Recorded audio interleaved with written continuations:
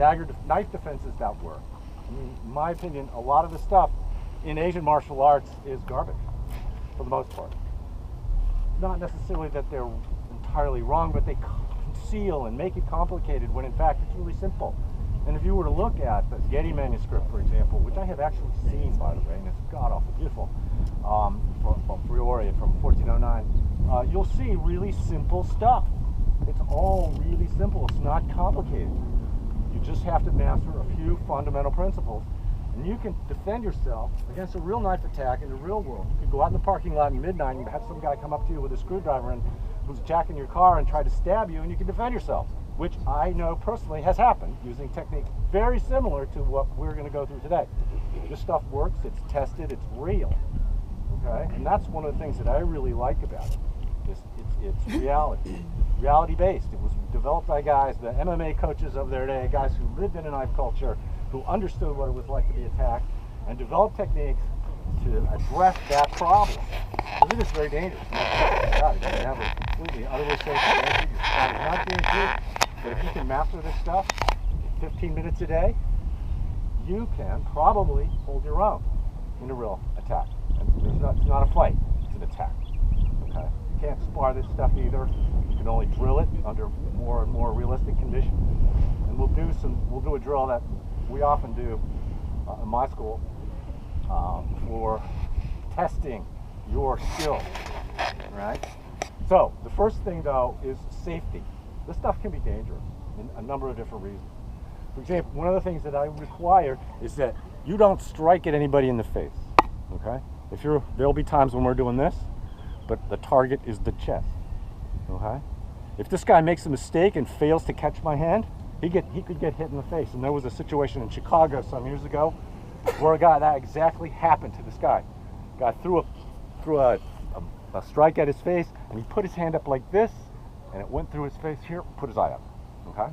We don't want that happening here.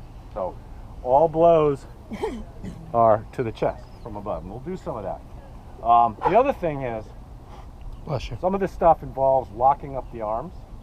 Josh, I can borrow you for a second. You know, we're gonna be doing this, okay? We're gonna be doing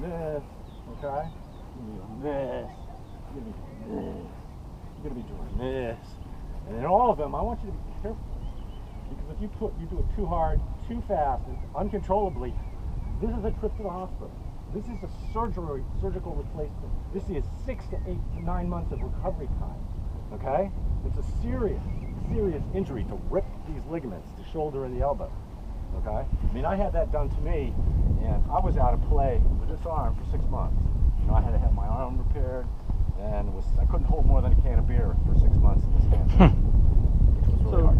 The other side of that is if you are the person getting the training technique done, don't fight it. Right. You know, let the person get the technique. And don't just give it to them, but don't fight it. And when they get it, if they put any pressure on it at all, you just go with it. Let them know to stop. And that gets to my third point. In every group that I've ever worked with, a large group like this, there's always one asshole who thinks that they have to counter the technique when they're receiving it. Okay? I'm going to be on the watch for that asshole. If I see him, he's sitting out. I have no patience for that kind of crap, okay? This is a cooperative learning process where you're helping each other get better and learn the technique. So when you're receiving the technique, your job is, I'm giving him the technique, I'm striking here, I want him to catch the technique and put on whatever it is he's going to do, and I'm just going to go with him so that he learns to do it properly. And if he fails in some way, if there's not enough pressure on my arm, I let him know, you need to work on this, okay? But I don't want to be in the situation where, I don't want to see where he comes here, you know, oh look, I'm so cool, I know how to break this technique. There's a counter to every counter, I'm telling you. Yeah.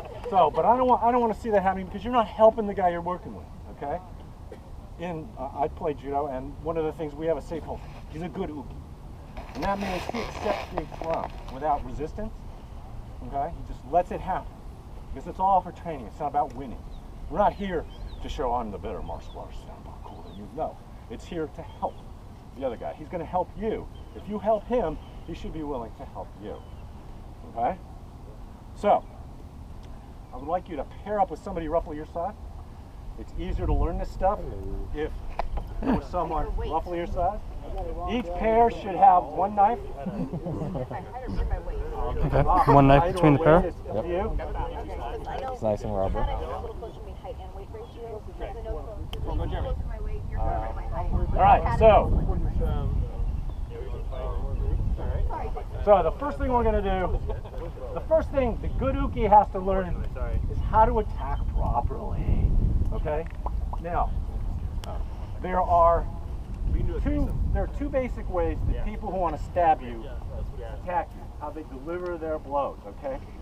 Now you'll see, if you go onto YouTube, you know, and you do knife defense, you'll see guys going, and then the guy comes on and says, oh, see, knife defenses don't work. Well, nobody attacks you like that in the real world, okay? What they do is, they just come here, they just do this. Bam, bam, bam, bam, bam. That's how they do it. And that's the rhythm. That's the rhythm. If you look at video of real knife attacks, it's basically this. A committed blow, so what does he do? Oh, yeah, sorry. That's the first thing. This is what we're going to do first. Okay? So you as the attacker is to deliver this good blow. Okay? No faking, no nothing. Just deliver it right in the solar plexus. Let him deal with it. So the first one, as you see, is basically your hands are going to come over like this. Okay? You're going to overlap your thumbs, make a little butterfly like we had before. Okay? So it's going to come here like this. All right? And then you're going to grab it. That's the first thing we're going to do. Okay? Because this is the most important part of this defense. What you do now doesn't matter. You know, I can do all kinds of stuff. But you got to get hold of the arm. The whole, if you look at manual after manual, they're all the same. And it's all about controlling that arm. Because if I don't control the arm, what does he do? He keeps pumping it in, see, and eventually he's going to hit me. Okay? And in fact, even if he hits me once, he's still going to come again and I still have an opportunity because I'm not dead. Just because you get stabbed doesn't mean you're dead. Okay, so it's going to be here. We're doing about half speed, just going like this. Okay, pair up, let's get started. Do about 3 reps and then change partner. Alright, turn that off. Alright, so I'll be the attacker. There you go. Alright, that's 3. Then I'll do 3 to you. And you want to actually, like, once you get there, then grab. Well, I just simulated it. I didn't actually grab it. I'll actually grab. That's right. I didn't do it. Here, let's They found my bag.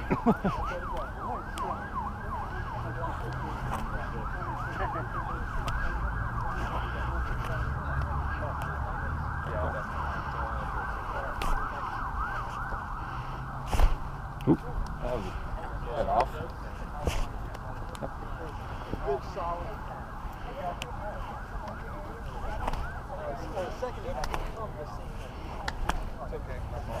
Solid grip. Get those hands together. Start your hands here. Put your hands here.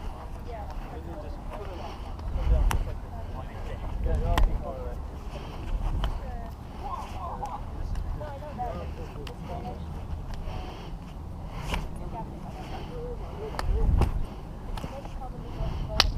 Right, the whole thing is based on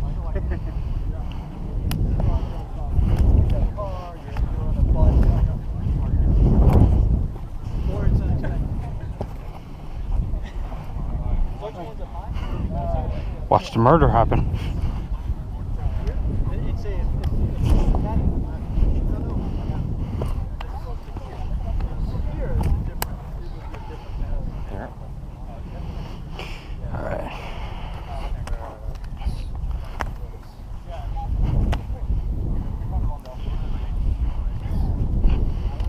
I like exactly where you're grabbing me. Time and time again, you're getting me right there, which is good. Am I getting you in the same spot or am I moving around? You're there.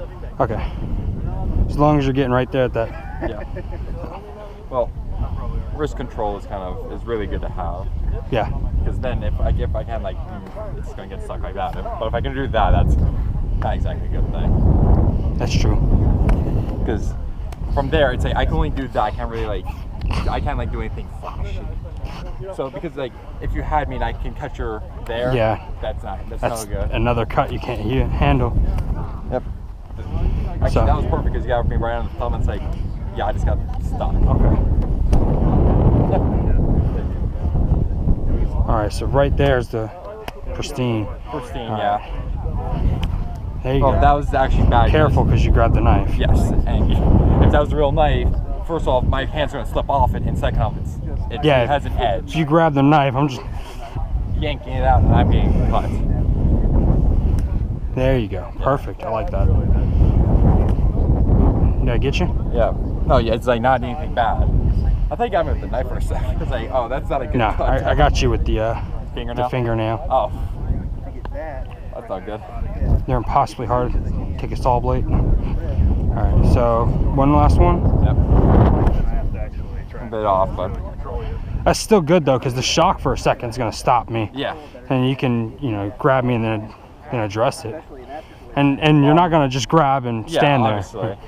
Because here, quick thing. It's like if I do that and you go for the grab. True. So, yeah. Anyway, for the picture, here's the picture. I will show you the picture. A beautiful picture. Now, this is Fiore. That's Fiore. That's Talhofer. That's the A83. A83? Yeah, something like that. I-83? I-83. No. That's I can't remember which one now. That's a German manual from 1500. So this is This is 1467. This is 1409. That's 1500. So in a century they didn't change. It was all the same. Okay, now we're gonna do this. Okay. So this is a disarm from this particular what Fiore calls a coverta, which means cover. Essentially, it's translated as cover, which is a defensive movement to avoid and seize control of the arm. So what happens here is that I'm here, he strikes at me, I get a grip here. See? One hand, the hand closest to the wrist, maintains its grip. So it drops off, comes here, and you're going to take the point, rotate it to the elbow, here. Voila. Okay. So it's just basically here, and you rotate. You do not pull, you do not push. This hand's going to come to some degree like this, and it just comes right out. And you can do this with a sharp edge on this side. I'm not going to cut. It's like half sort of. Sort of. Yeah. Sort of. I mean, what I do is I pinch it like this. Like sort of pinch it, and then I just, as long as your hand doesn't slide along the edge, you're not likely to get cut. And if you are cut, it's going to be paper cuts. We did this with a live blade one time. And that's basically all we did. We had little paper cuts right here. That was the worst. And it doesn't always happen. But the main thing is, from here, you're doing this. Okay? Let's do it slow. Go ahead, get your cover, take a pause, strip it out. All right.